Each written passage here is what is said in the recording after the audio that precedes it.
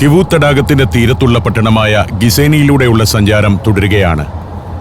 ഇവിടുത്തെ ചില റിസോർട്ടുകളും തടാകതീരത്തെ കാഴ്ചകളുമൊക്കെ കണ്ട ശേഷം ഗിസേനിയുടെ തന്നെ മറ്റൊരു ഭാഗത്തേക്കാണ് ഇപ്പോൾ പോകുന്നത്. ഇത്രയും എപ്പിസോഡുകളിലൂടെ ഈ രാജ്യം കണ്ട എല്ലാ മലയാളികൾക്കും റുവാണ്ടയോട് ആദരവ് തോന്നിയിട്ടുണ്ടാവും. ഒരു നാടിനോട് നമുക്ക് ആദരവ് തോന്നുന്നത് അവിടെ പട്ടിണിപ്പാവങ്ങളുണ്ടോ, ദാരിദ്ര്യമുണ്ടോ, സമ്പന്നരുണ്ടോ എന്നൊക്കെയുള്ള അളവുകോൽ വെച്ചിട്ടൊന്നുമല്ല. ആ നാട് എത്ര വൃത്തിയുള്ളതാണ് എന്നതാണ് അതിൻ്റെ മാനദണ്ഡമെന്ന് എനിക്ക് പലപ്പോഴും തോന്നിയിട്ടുണ്ട്. ഇത്രയും ദിവസം കൊണ്ട് റുവാണ്ടയോടും അവിടുത്തെ ഭരണാധികാരികളോടും ജനങ്ങളോടും നമുക്ക് ആദരവ് തോന്നുന്നത് ഈ നാടിൻ്റെ പ്രകൃതിയെയും പട്ടണങ്ങളെയും ഗ്രാമങ്ങളെയും സൗന്ദര്യത്തോടെ നിലനിർത്തുന്നതുകൊണ്ടാണ്. നമ്മുടെ നാടിനും സൗന്ദര്യവൽക്കരണവും വൃത്തിയുണ്ടാക്കലുമാണ് ഏറ്റവും പ്രധാനമെന്ന് എത്രയോ വർഷങ്ങളായി സഞ്ചാരത്തിലൂടെ പറയുന്നതാണ്. പലരും പല കാരണങ്ങൾ കൊണ്ട് പലപ്പോഴും അതിനെ പരിഹസിക്കാറുണ്ട്.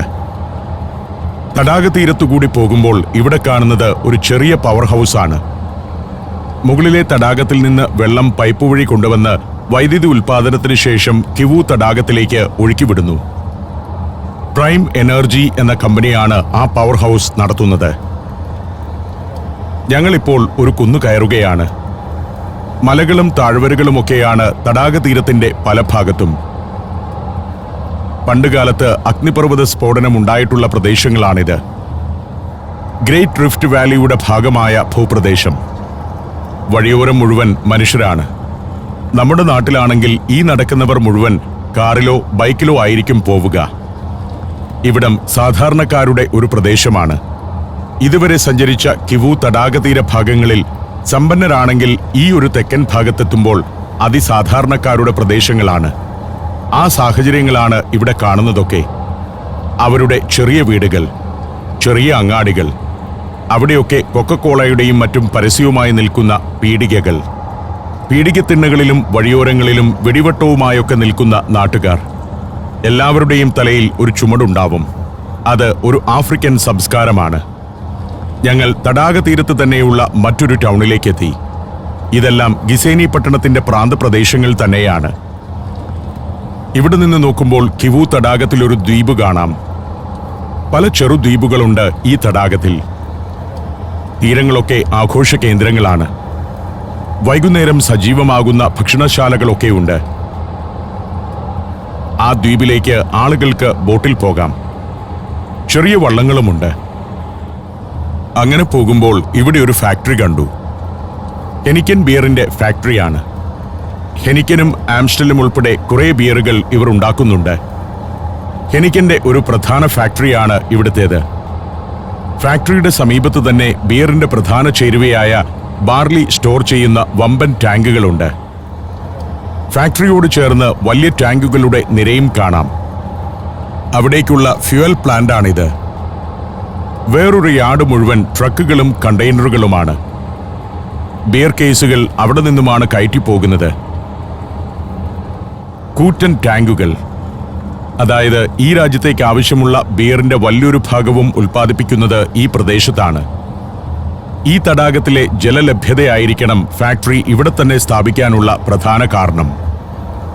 1957 മുതൽ കിവു തടാകത്തിന്റെ തീരത്ത് പ്രവർത്തിക്കുന്ന ബ്രാലിർവ എന്ന കമ്പനിയാണ് ഇവിടെ ഹെനിക്കൻ ബിയർ ഉൽപ്പാദിപ്പിക്കുന്നത്. 1971 ഡച്ച് കമ്പനിയായ ഹെനിക്കൻ ഗ്രൂപ്പ് ബ്രാലിർവയെ ഏറ്റെടുക്കുകയായിരുന്നു. ഇപ്പോൾ ഹെനിക്കൻ ബിയറിന് പുറമെ ടർബോ കിങ്, ആംസ്റ്റൽ, ലെജൻഡ് തുടങ്ങിയ പല ബ്രാൻഡുകളും ഇവിടെ വൻതോതിൽ ഉൽപ്പാദിപ്പിക്കുന്നുണ്ട്. റുവാണ്ടയിൽ വിപണനം ചെയ്യുന്ന Coca Cola, Fanta, sprite, cheetah energy drink എന്നിവ ഉണ്ടാക്കുന്നതും ആ കമ്പനിയാണ്. കോങ്കോയിലേക്കും ബുറുണ്ടിയിലേക്കും ഇവിടെ നിന്നും ബിയറും സോഫ്റ്റ് ഡ്രിങ്ക്സും കയറ്റുമതി ചെയ്യുന്നുമുണ്ട്.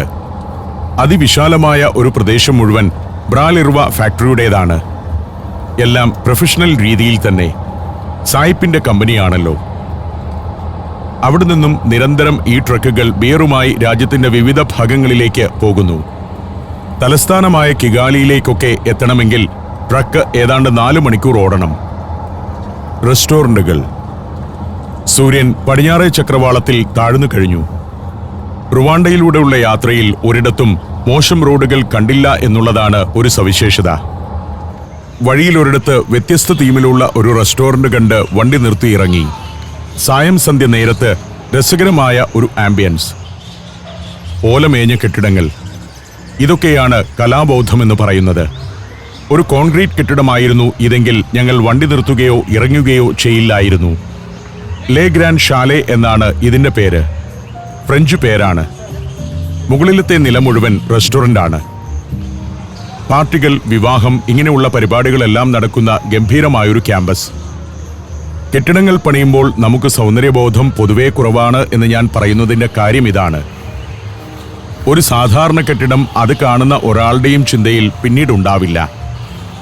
ഇത്തരം നിർമ്മിതികളാവട്ടെ എല്ലാവരുടെയും മനസ്സിൽ തങ്ങി നിൽക്കും. ട്രഡീഷണലാണ്. ആഫ്രിക്കൻ ശൈലിയുണ്ട്. നല്ല വൃത്തിയും ഭംഗിയുമുണ്ട്. ഞാൻ അവിടെ നിന്ന് ഭക്ഷണം കഴിച്ചില്ല. കയറി ഷൂട്ട് ചെയ്തതേ ഉള്ളൂ. അവിടുത്തെ ജീവനക്കാരൊക്കെ വളരെ ഫ്രണ്ട്ലി ആയിരുന്നു.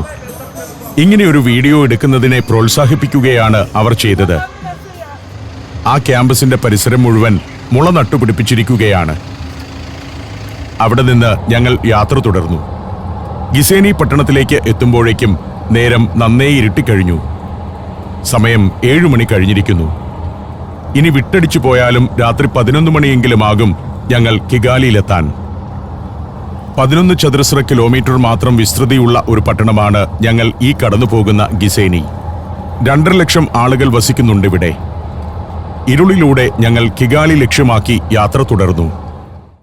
അടുത്ത ദിവസം പ്രഭാതം. റുവാണ്ടയിലെത്തിയിട്ട് 5-ാം ദിവസത്തിന്റെ പ്രഭാതമാണ്. രാവിലെ 6 മണിക്ക് തന്നെ ഞാൻ റെഡിയായി. ഇവിടെ നിന്ന് മടങ്ങേണ്ട സമയമായിരിക്കുന്നു. പെപ്പോണി ഹോട്ടലിൽ നിന്നുള്ള അവസാന ദൃശ്യങ്ങളൊക്കെ പകർത്തിയെടുത്തു. അങ്ങനെ നിൽക്കുമ്പോഴേക്കും വൈശാഖ് എത്തി. ഇന്ന് ഞാൻ ഇവിടെ നിന്നും നേരെ എയർപോർട്ടിലേക്ക് പോവുകയാണ്. റുവാണ്ടയോട് യാത്ര പറയാൻ നേരമായി. എന്നെ എയർപോർട്ടിൽ ഡ്രോപ്പ് ചെയ്യാൻ വേണ്ടിയിട്ടാണ് വൈശാഖ് രാവിലെ തന്നെ റെഡിയായി വന്നിരിക്കുന്നത്. 3.5 ദിവസമേ ശരിക്കു പറഞ്ഞാൽ ഞാൻ ഇവിടെ ഉണ്ടായിരുന്നുള്ളൂ. പക്ഷേ ഈ 3.5 ദിവസം കൊണ്ട് റുവാണ്ടയുടെ ഏതാണ്ട് എല്ലാ പ്രധാന കാഴ്ചകളിലേക്കും പോയി.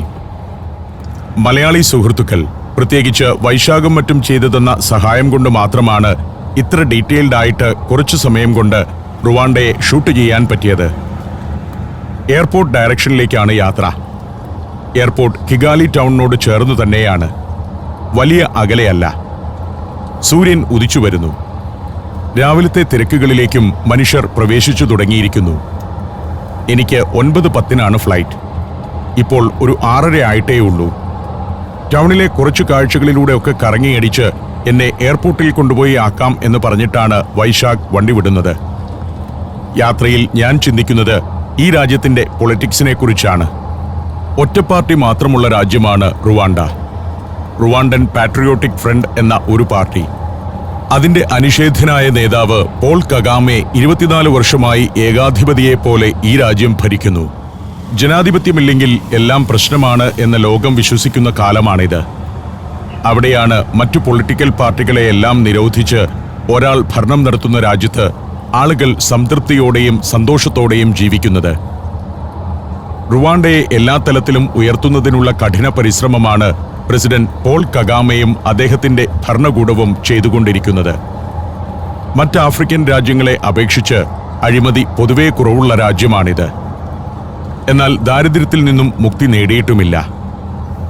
അത്യധികം സാമ്പത്തിക ബാധ്യതയുള്ള ദരിദ്ര രാഷ്ട്രം എന്നാണ് ഐക്യരാഷ്ട്രസഭ റുവാണ്ടയെ വിലയിരുത്തുന്നത്. ഗവൺമെന്റ് നയങ്ങൾക്കെതിരെ 2023 ജൂലൈയിൽ പ്രസിഡന്റിന്റെ കൊട്ടാരത്തിലേക്ക് ഒരു പ്രതിഷേധ പ്രകടനം നടന്നിരുന്നു. അറസ്റ്റിലായ ആ പ്രകടനക്കാർ മാസങ്ങളോളം ജയിലിലുമായിരുന്നു. ഒരു ടെക്സ്റ്റൈൽ മില്ലാണ് വലതുവശത്ത്. യൂടെക്സ് റുവ എന്നാണ് അതിന്റെ പേര്. ഉത്തരേന്ത്യക്കാരുടെ മില്ലാണ്. റിതേഷ് പട്ടേൽ എന്നയാളാണ് അതിന്റെ മാനേജിംഗ് ഡയറക്ടർ. റുവാണ്ടയിലെ ടെക്സ്റ്റൈൽ ബിസിനസ്സിൽ ലീഡിംഗ് കമ്പനിയാണ് യൂടെക്സ് റുവ. അങ്ങനെയുള്ള വിദേശ ഇൻവെസ്റ്റ്മെന്റുകൾ ഇവർ വലിയ തോതിൽ പ്രോത്സാഹിപ്പിക്കുന്നുണ്ട്. വിദേശ ഇൻവെസ്റ്റ്മെന്റിന് ഇവിടെ വലിയ നിബന്ധനകളൊന്നുമില്ല.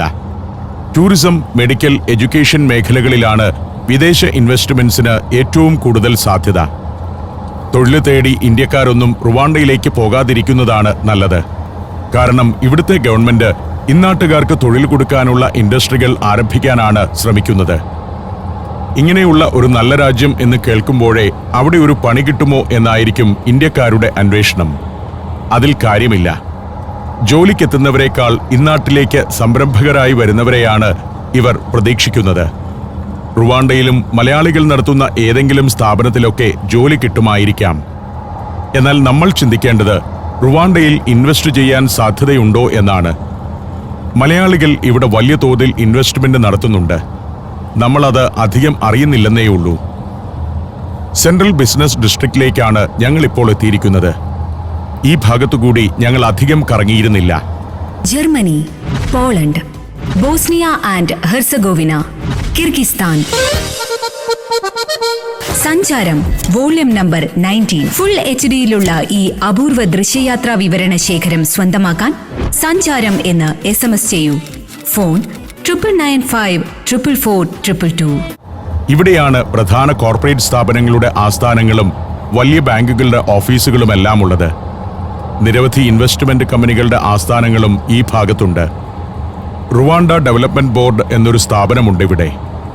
RDB എന്ന ചുരുക്കപ്പേരിൽ അറിയപ്പെടുന്ന അവരാണ് ഈ രാജ്യത്ത് ഇൻവെസ്റ്റ്മെന്റ്സിനുള്ള സൗകര്യങ്ങളെല്ലാം ഒരുക്കുന്നതും ഗൈഡൻസ് നൽകുന്നതും. RDBക്ക് കൃത്യമായ ഒരു ഇൻവെസ്റ്റ്മെന്റ് പോളിസിയുണ്ട്. ഒരു ഇൻവെസ്റ്റർ എത്തിയാൽ എല്ലാ സഹായങ്ങളും കൊടുത്ത് സംരംഭം തുടങ്ങാനുള്ള സൗകര്യങ്ങൾ ഒരുക്കും. പലതിനും ടാക്സ് ഫ്രീ തുടങ്ങിയ സൗജന്യങ്ങളും ലഭ്യമാക്കും.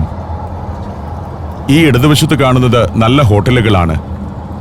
ഇത് മാരിയറ്റ് ഹോട്ടലാണ്. 254 മുറികളുള്ള 5 സ്റ്റാർ ഹോട്ടലാണ് മാരിയറ്റ് കിഗാലി. അത് കഴിഞ്ഞ് ചെല്ലുമ്പോൾ 4 പോയിന്റ്സ് ബൈ ഷെറാട്ടൺ ഹോട്ടലാണ് വലതുവശത്ത്.